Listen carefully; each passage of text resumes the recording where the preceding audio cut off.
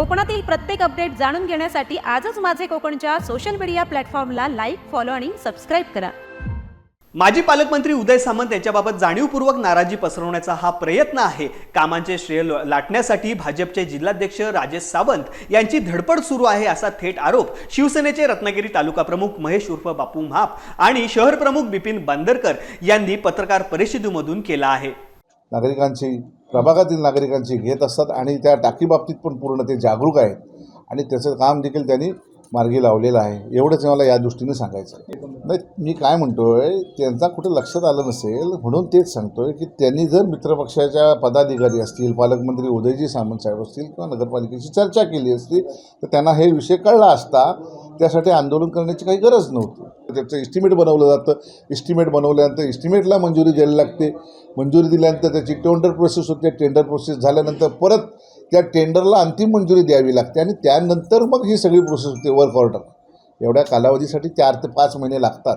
आज सांगितलं आणि उद्या टाकी होते सर नाही, ह्या 4 ते 5-6 महिन्याची प्रोसेस ह्या आमच्या सर्व लोकांनी केलेली आहे आणि त्याचे श्रेय पूर्ण पालकमंत्री उदय सामंत, संजय अळदनकर, श्रद्धा अळदनकर आणि गणेश भारती आणि स्थानिक नागरिकांना आहे।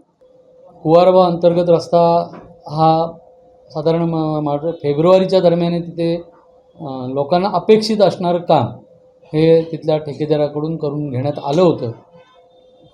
खड्डे भरून त्याच्यावर पॅचवर्क वगैरे झालेलं होतं आणि उर्वरित जे काम आहे ते आता पावसानंतरच सुरू होणार होतं। मध्ये आचारसंहिता 2 लागल्या, त्याच्यामुळे आता ते काम उर्वरितसुद्धा काम होईल।